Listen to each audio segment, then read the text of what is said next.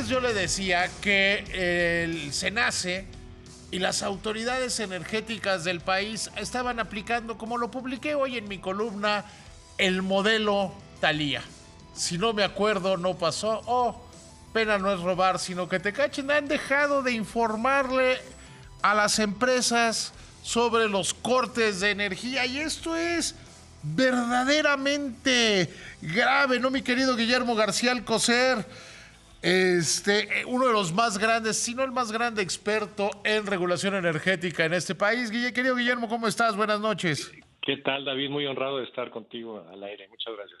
Es que eso de esconder la cabeza está generando más problemas. El Consejo Coordinador Empresarial hoy emite un comunicado donde habla de casos puntuales en que no les avisaron y los graves daños a diferentes sectores industriales, ¿no? Yo creo que hay que empezar a desglosar un poquillo el problema, David. Como tú sabes, la demanda está creciendo más allá de lo que se tenía el año pasado. Te doy un dato. En mayo, en lo que va de mayo, la demanda eléctrica ha sido 11% más grande que la del año pasado. ¿Esto qué implica? Pues que tienes que prender pues todos los equipos que tengas, los que utilicen energía solar, eólica, lo poco que puedas hacer con las hidroeléctricas porque no hay agua, geotermia, nuclear, gas natural, combustóleo, todo se tiene que prender para poder atender esta demanda.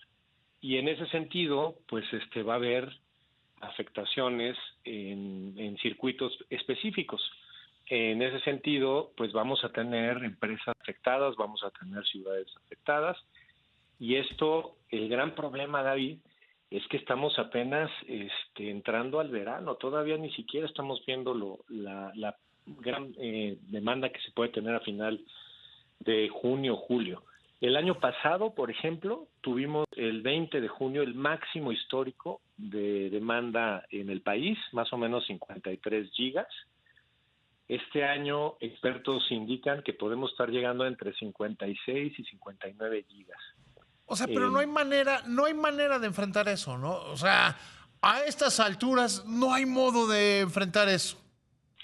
Pues el único modo que se tiene en el muy corto plazo es sacar un detente.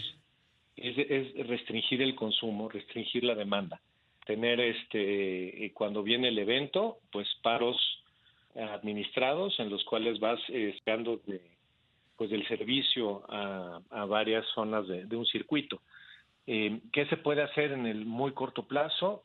Pues prácticamente nada. Se tendría que tener pues una política agresiva de instalación de techos solares, una administración de la demanda. Hay industria manufacturera, David, que puede operar en distintos horarios del día y se podría hablar con esas empresas, esas industrias para decirles, oigan, concéntrense en estas horas del día, pero en estas otras no. Y es un poco administrar la escasez, que ese es el tema que estamos viviendo. Sí, o sea, es una situación verdaderamente grave y a veces a la gente le cuesta trabajo. Yo creo que está muy bien lo que hace hoy el CCE cuando dice, a ver, avísenos cuando van a cortar porque pues no es, ya se bajó el switch y ya pagamos y luego ya regresó la luz y ya regresa la operación. No es tan fácil en el sector industrial. Es correcto. Hay hornos, por ejemplo, que tienen que estar encendidos y que toman pues 7, 8 horas en encender y con que en 1 hora se queden sin suministro eléctrico, pues tienen que volver a arrancar y son costos para la industria, ¿no? La industria manufacturera pues que hizo un cálculo, ¿no? De los costos de los apagones del 7, 8 y 9 de mayo y calculaban varios cientos de millones de dólares, ¿no? Por esas pocas horas, porque lo que no se entiende a veces es que industrias que requieren de calor y de energía continua, por ejemplo una siderúrgica, pues tú no la puedes dejar sin suministro y esperar que vuelva a iniciar operaciones como cuando dejó de tener electricidad. Los hornos, las actividades de armado de autos, todo esto requiere de energía y requiere de equipos que estén a cierta temperatura y a ciertas condiciones. Entonces, este tema, pues de que tengas el apagón de repente y no sepas pues es lo que está de alguna forma diciendo el CCE, ¿no? Pues claro, o sea, hoy, por ejemplo, el CCE dice, se suspendió el suministro a un productor de zinc en San Luis Potosí cuando el horno estaba cargado. Aunque el corte duró 3 horas, tomará 7 días limpiar el horno y volver a ponerlo en operación. Segundo punto, se interrumpió el suministro a varias minas en el norte del país. Personal de esta empresa quedó atrapado en elevadores bajo tierra por varias horas hasta que se restableció el suministro. Suspendieron las operaciones por falta de suministro de electricidad, entre otras, una siderúrgica, una planta automotriz y varias cementeras. ¿Cómo se administra esto, tú que fuiste regulador en la Comisión Reguladora de Energía? Mira, el gran tema aquí es que la demanda se está comportando de una manera diferente a la que estaba pronosticada, y creo que lo habíamos platicado alguna vez. Y en ese sentido, los modelos y las previsiones que puedes tener para el día pueden cambiar. Y por eso, lo que nos está revelando esta intensa ola de calor, pues es la debilidad que tenemos en el sistema. El sistema no tiene una respuesta efectiva ante un cambio importante, sí, en la demanda, pero no tenemos esos grados de libertad que pensábamos, o se pensaba o se decía, no por mí, por supuesto, que se tenían, ¿no?